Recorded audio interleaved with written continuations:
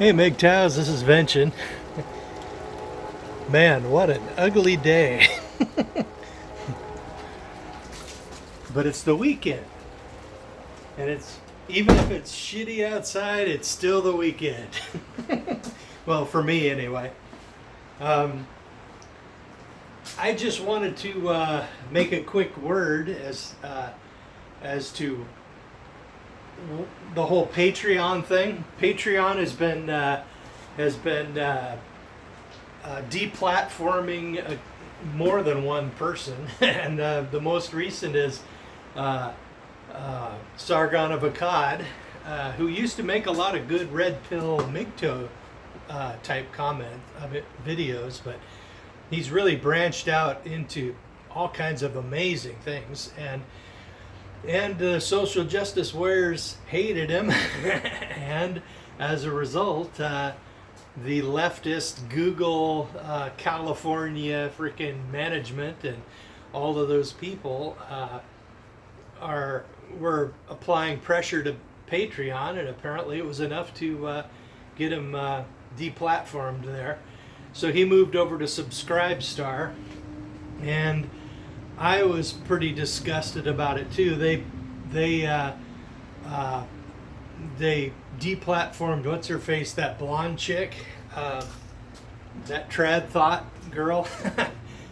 Can't remember her name.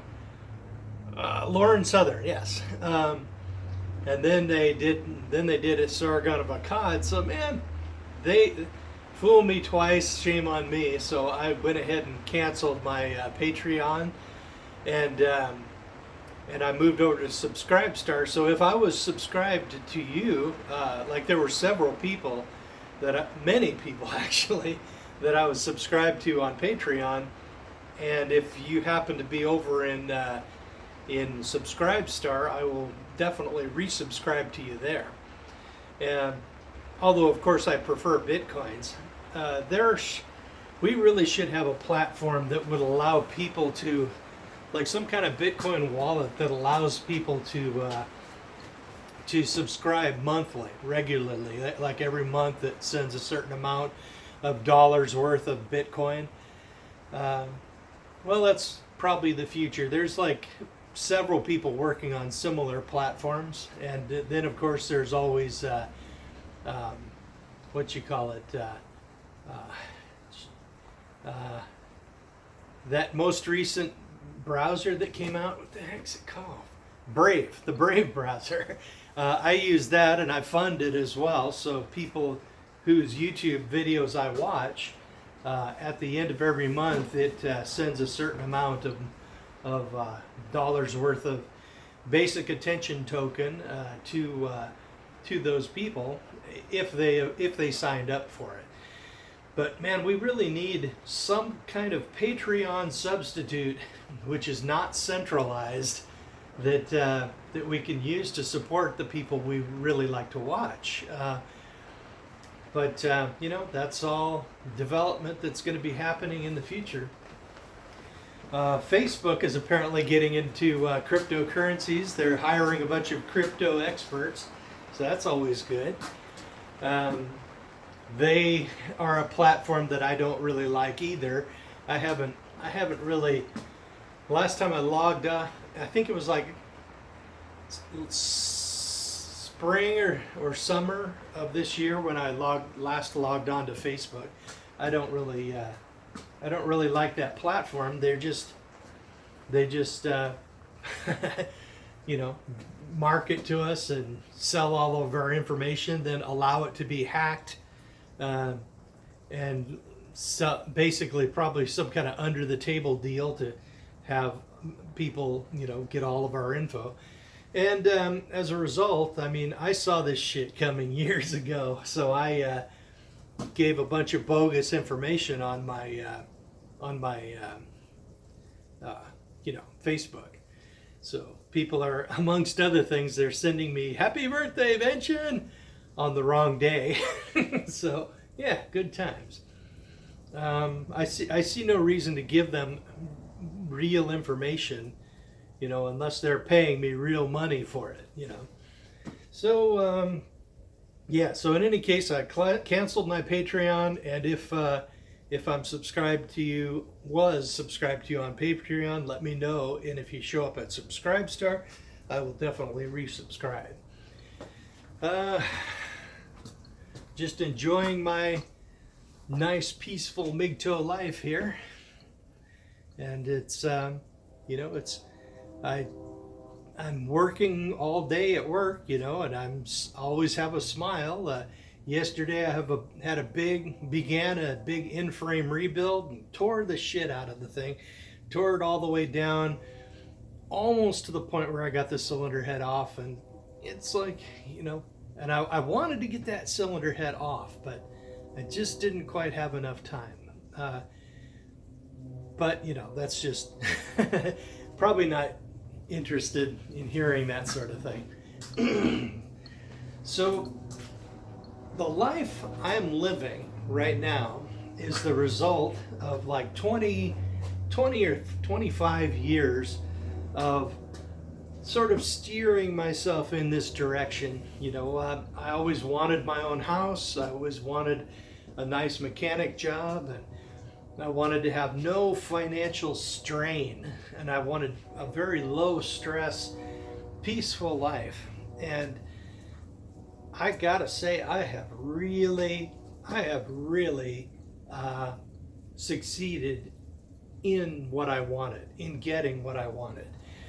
And back when I went MGTOW, like back in 1997, I couldn't really imagine how I would make it work, but every year I just applied myself and pushed myself more toward these goals. Like in 98, I actually bought my condo just so I could get on the property ladder, and I started paying extra on it, and I ended up, without really trying that hard, I paid it off in 11 years. And then of course I bought silver, and the price of silver went up during the recession, which I saw coming. And then I raked in a lot of profits on silver and bought this house, right? The silver became the down payment on the house. And now the place is paid off, and I am very comfortable. And the thing is, if you have a direction, and if you have a direction you want your life to go, and you apply yourself over years, over a period of years, that's a tremendously powerful thing. It's like leverage, and it's just enormous amount of power. Every day you put effort in and build yourself forward to that life that you want. And the thing is, you have to kind of know or have a good idea of what kind of life you want. And I'm kind of wondering, especially for the new MGTOWs out there, I wonder what kind of life you actually want. Do you want to live in a foreign country? Do you want to have like acreage? Do you want to learn programming, or geez, what do you want? And if you don't really know what you want, it's really hard to get where you want to go. When we're young, we as men and boys, we're told, we're always shut down so much. We want to do this, and you can't do that, and it's like you have this fire in your heart, basically. That's like that's the old expression. And if that fire gets squashed and smothered and rained on and stomped out, that fire can kind of go out. And then when it goes out, your whole inside, your whole inner makeup kind of fills with smoke. And then then you're so blinded by the smoke that you can't, the smoldering of the fire you once had, it basically can blind you to the point where you really don't even feel like, you don't even understand how you feel, and you don't even understand what you really want in life. And it takes a little time and a little effort to bring that fire back, and then you can actually see what you want to do. And when I was first MGTOW, when I was very early in MGTOW, I really was in that situation. I just throttled back my spending, because I knew that whatever I wanted to do, money would help.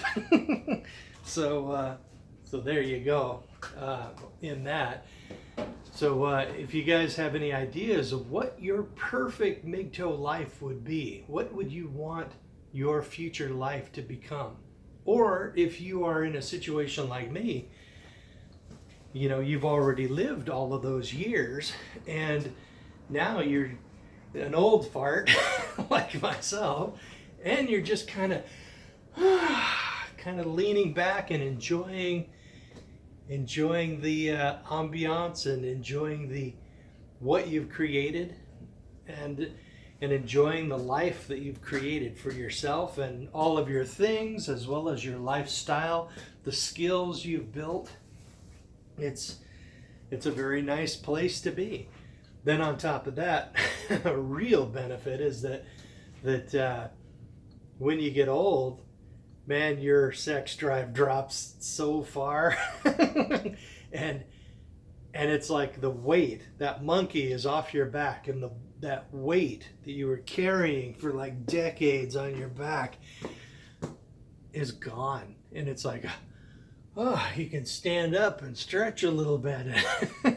And when an attractive girl goes by, you can appreciate her aesthetics. You can, for example, my dad and I just went to our favorite Eat Till You Puke restaurant, and and they have some pretty waitresses there, and I can appreciate their appearance, but it doesn't grip me like it used to. There was a point in my life where, when a really beautiful girl would walk by or be around, or a coworker that was like close by, it was like not quite agony, but it was a problem.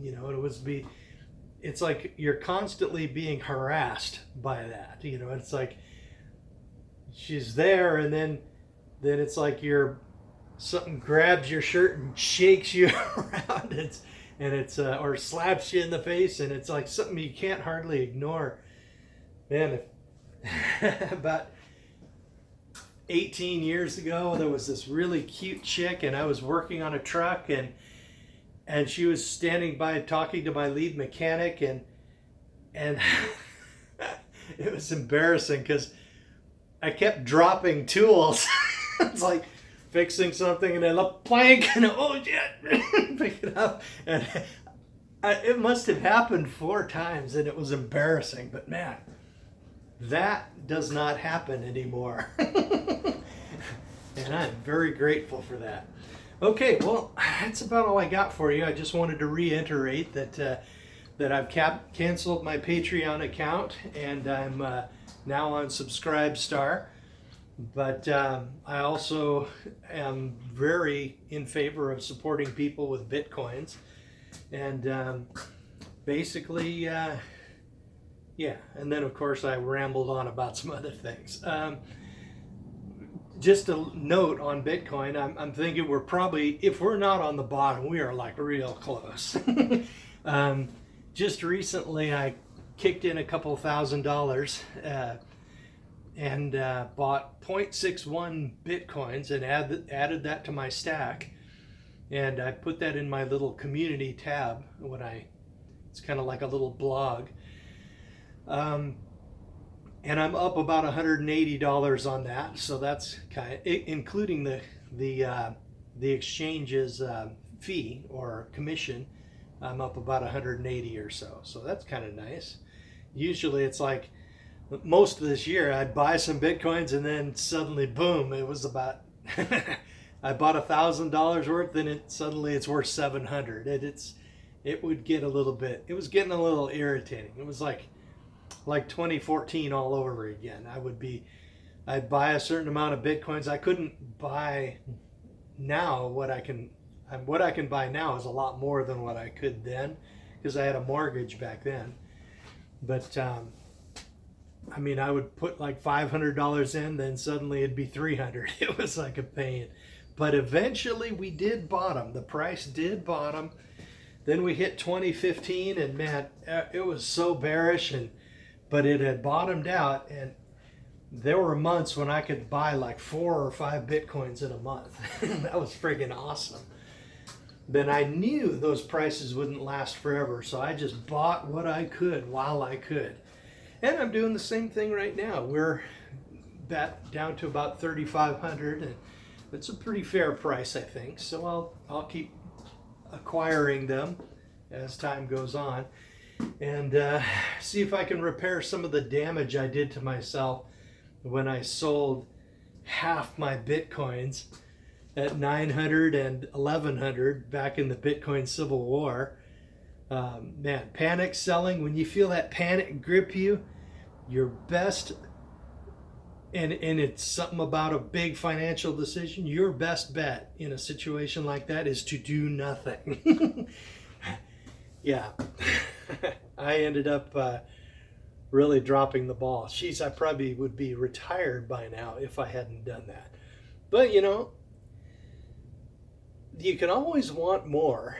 You can always want a better, more bells and whistles, more money, more of whatever.